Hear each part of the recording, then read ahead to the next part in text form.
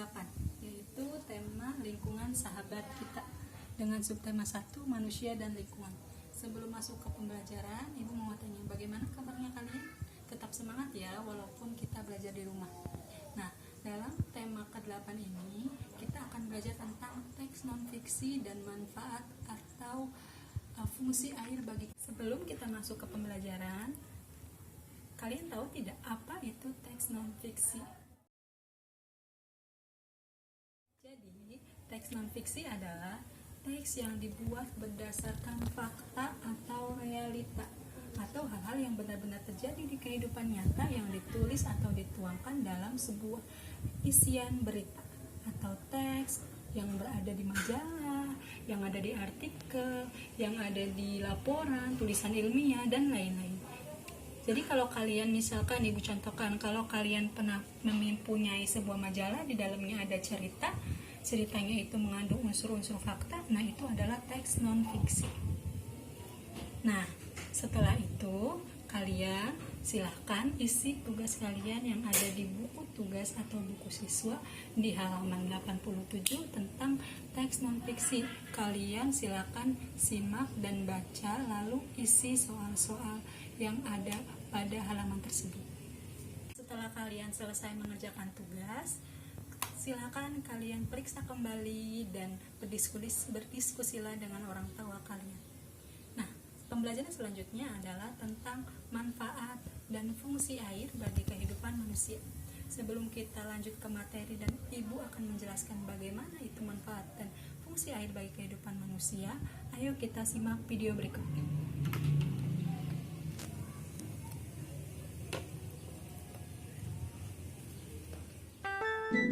Kisah perjalanan pasukan air dari hulu ke hilir. Alkisah, turunlah pasukan air ke bumi berupa hujan.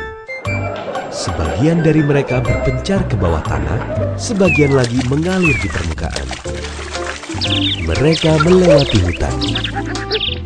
Loh, kok pohonnya ditebangi? Wah, kalau pohonnya ditebangi, airnya akan semakin surut.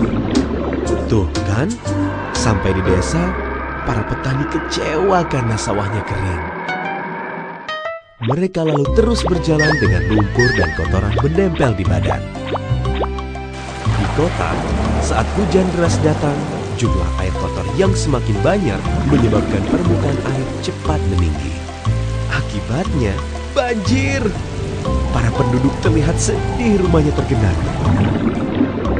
Mereka pun pergi ke kawasan industri. Di sana, mereka kaget melihat limbah kotor dibuang ke sungai. Tak terkecuali limbah racun ikut mendekat. Akhirnya sampailah mereka di hilir. Ih, kotor sekali. Mereka lalu berkumpul mencari tahu mengapa bencana tadi terjadi. Kalian mau tahu juga kan? Aha, itu dia. Seharusnya hutan jangan ditebang. Jadi para petani dapat tersenyum dan penduduk kota pun riang gembira. Pabrik seharusnya membangun IPAL sehingga limbah kotor tidak langsung dibuang ke sungai.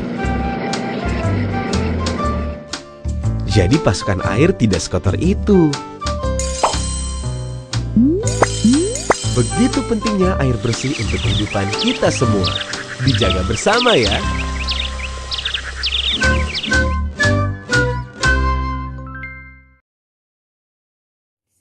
Bagaimana pendapat kalian tentang video yang telah kalian saksikan tadi? Ternyata air juga bisa sedih ya. Apa yang terjadi jika air terkena polusi? Ya, bagaimana air jika akan habis di bumi? Apa yang akan kalian lakukan? Ternyata menghemat air itu sangat perlu ya, dan harus menjaga lingkungan, tidak boleh menebang pohon, dan tidak boleh mencemari lingkungan adalah salah satu kunci agar air tetap dapat kita nikmati hingga sampai saat ini. Nah, jadi anak-anak, ternyata manfaat air dan fungsi air bagi kehidupan manusia itu sangat penting. apa yang akan terjadi jika air habis di muka bumi ini. Kita mau minum apa? Tumbuhan mau bagaimana? Semua akan terbengkalai. Tanaman-tanaman akan mati, hewan akan mati, manusia juga akan mati. Begitu pentingnya fungsi air dan manfaat air bagi manusia. Mari kita jaga fungsi dan manfaat air agar bisa terjaga sampai di kehidupan yang akan datang. Sekian pembelajaran hari ini. Nanti tugasnya bisa dilihat di buku siswa ya. Nanti dikerjakan dan berdiskusilah dengan teman-teman dan orang tua kalian di rumah. Sekian pembelajaran hari ini, Ibu tutup. Wabillahi taufiq wal hidayah. Wassalamualaikum warahmatullahi wabarakatuh.